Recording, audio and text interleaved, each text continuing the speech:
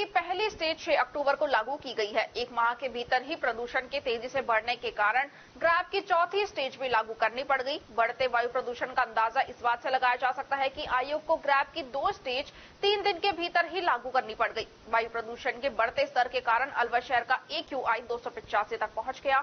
वहीं भिवाड़ी का देश में सबसे अधिक मापा गया है। प्रदूषण के बढ़ते स्तर को देखते हुए ही अलवर में पटाखे पर बैन लगाया गया, लेकिन बिना पटाखे चलाए ही अलवर का प्रदूषण स्तर बढ़ता जा रहा है। जिला कलेक्टर अविचल चतुर्वेदी ने बताया कि अलवर सहित NCR में ग्रैब की चौथी स्टेज लागू कर दी गई है, जिसे लेकर सभी तरह के निर्माण व डिमोनेटाइजेशन एक्टिविटीज पर पाबंदी लगाई गई है। अलवर में पटाखे बेचना व चलाने पर प्रतिबंध है।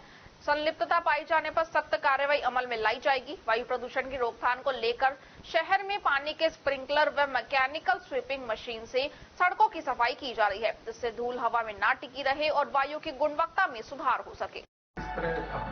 जी, दरअसल ग्रैब 3 नहीं, अब ग्रैब 4 लागू हो चुका है, जो कि दिल्ली के प्रदूषण के स्तर को देखते हुए ग्रैब 4 लागू हो गया है पूरे NCR में। उसके अनुसार कुछ चीजें ध्यान देने की हैं। सभी तरह की निर्माण और डिमोलिशन एक्टिविटीज पे पाबंदी लग चुकी है, और जो किसी भी तरह की कोई भी पटाखों की सेल जो है वो NCR में पूरी तरह से प्रतिबंधित है, सेल भी और इस्तेमाल भी। तो ये मैं सभी को मीडिया के माध्यम से भी यह संदेश देना चाहता हूं कि इस तरह की गतिविधियों में लिप्त पाए जाने वाले लोगों के विरुद्ध हम सख्त कार्रवाई करेंगे। तो ऐसा कोई करने की नहीं सोचें।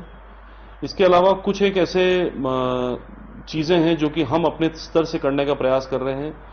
कुछ हद तक वायु की जो क्वालिटी है उसको इम्प्रूव करने के लिए नगर निगम के द्वारा स्प्रिंकलर लगाए जा रहे हैं पूरे शहर में। अलवर शहर में स्प्रिंकलर के माध्यम से पानी का छिड़काव किया जा रहा है, ताकि धूल जो है वो थोड़ी सी हवा में ना टिकी रहे और नीचे बैठे। मैकेनिकल स्वीपिंग मशीन के माध्यम से पूरे सड़कों की सफाई की जा रही है।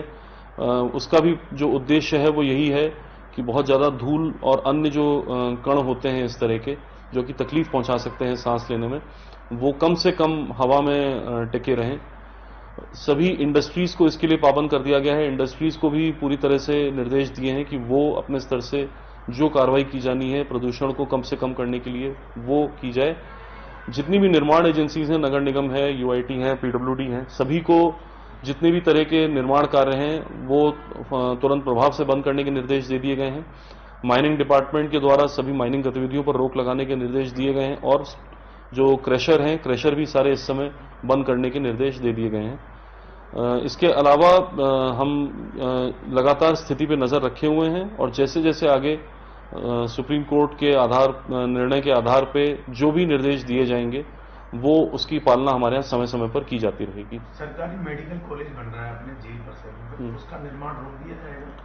देखिए, इसमें कुछ तरह की छूट दी गई है गवर्नमेंट एजेंसीज को लेकर, लेकिन हम परिस्थितियों को देखते हुए जो है विवेक के अनुसार निर्णय लेंगे कि यदि हमें लगता है कि वायु की स्थिति बहुत खराब है तो हम कोई भी काम इस समय रोक सकते हैं आवश्यकता पड़ने पर।